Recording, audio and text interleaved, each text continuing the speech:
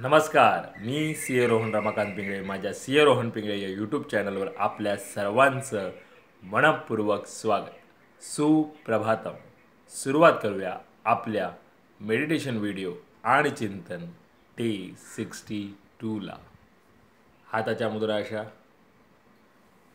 डोळे बंद करायचे आहेत, सरळ ताठ बसायचं आहे, पाठीचा कणा एकदम सरळ, चेहऱ्यावरती स्मित हास्य आणि सर्वात प्रथम आपल्या आईवडिलांना वंदन करायचं आहे, नमस्कार करायचा आहे आणि त्यांना धन्यवाद द्यायचे आहेत. आम्हाला जन्म दिल्यापासून आज तागायत आमच्यासाठी तुम्ही जे काही केलं, जे काही करत आहात आणि पुढेही जे काही करणार आहात त्यासाठी मनापासून धन्यवाद धन्यवाद धन्यवाद. Thank you so much. आता आपल्या गुरूंना गुरुबंधूंना वंदन करायचं आहे, नमस्कार करायचा आहे आणि त्यांना धन्यवाद द्यायचे आहेत. आम्हाला आजपर्यंत तुम्ही जे काही शिकवलं, जे काही शिकवत आहात आणि पुढेही जे काही शिकवणार आहात त्यासाठी मनापासून धन्यवाद धन्यवाद धन्यवाद. Thank you so much. धरणी माता, आकाश, अग्नी, वारा, पाणी आणि निसर्गातील प्रत्येक गोष्टीला मनापासून धन्यवाद धन्यवाद धन्यवाद. Thank you so much. आम्हाला मिळत असलेल्या 2 वेळेच्या पोटभर अन्नासाठी आणि त्या प्रक्रियेमध्ये असलेल्या सर्वांना मनापासून धन्यवाद धन्यवाद धन्यवाद. Thank you so much. माझ्यामध्ये सतत सकारात्मक ऊर्जा येत आहे, सकारात्मक विचार येत आहे आणि जी काही नकारात्मकता आहे ती पूर्णपणे निघून जात आहे.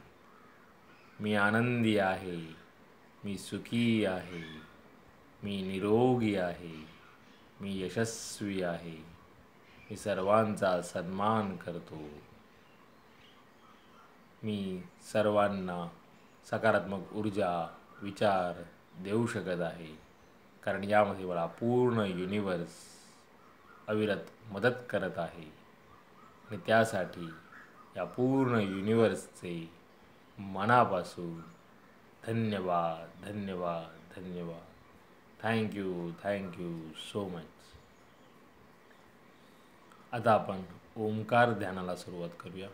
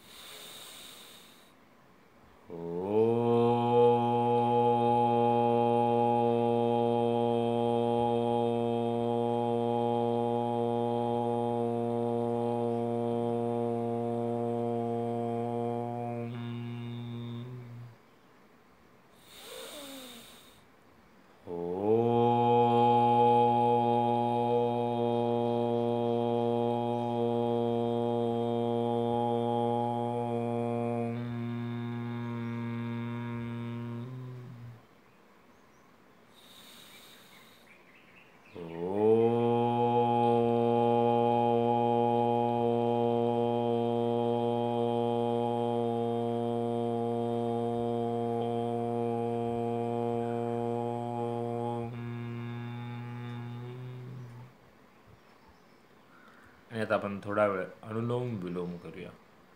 एका नाकपुडीने श्वास आत घ्यायचा आहे आणि दुसऱ्या नाकपुडीने सोडायचा आहे आणि पुन्हा त्याच नाकपुडीने घेऊन दुसऱ्या नाकपुडीने सोडायचं आहे. सावकाश करायचं आहे.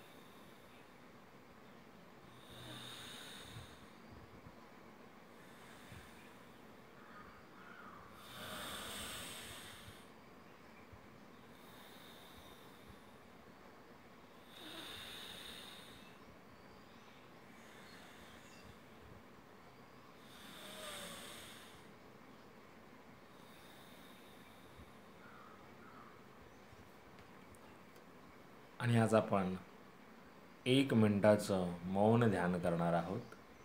शांत बसायचं आहे. जे काही विचार येत असतील येऊ द्या, त्यांना थांबवण्याचा प्रयत्न करू नका. शांत बसण्याचं ध्यान, मौन ध्यान 1 मिनिटासाठी सुरू करूया.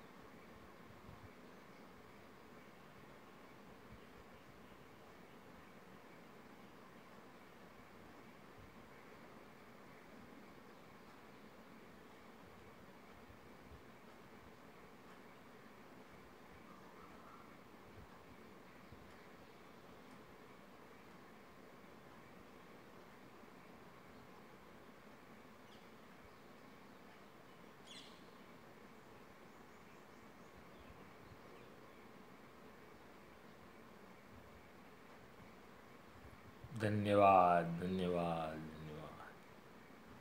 आणि आज आता आपण पसायदान म्हणूया. माऊलींचं पसायदान. आता विश्वात्मके देवे, येणे वाग्यज्ञे तोषावे, तोषोनी मज द्यावे पसायदान हे.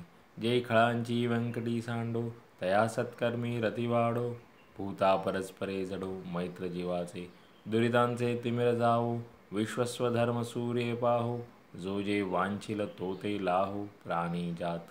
वर्षद सकळ मंगळी, ईश्वर निष्ठांची मांदियाळी, अनवरत भूमंडळी भेटो तया भूता. चला कल्पतरूंचे आरव, चेतना चिंतामणीचे गाव, बोलते जे अर्णव पियुषाचे. चंद्रमे जे अलांछन, मार्तंड जे तापहीन, ते सर्वाही सदा सज्जन सोय रे होतू. किंबहुना सर्वसुखी पूर्ण होणी तिही लोकी, भजिजो आदि पुरुषी अखंडित. आणि ग्रंथोपजीविये विशेषी लोकी ये, दुष्टादुष्ट विजय होवावेजी. येथ म्हणे श्री विश्वेश्वराओ, हा होईल दान पसाओ, येणे बरे ज्ञान देवो सुखिया झाला.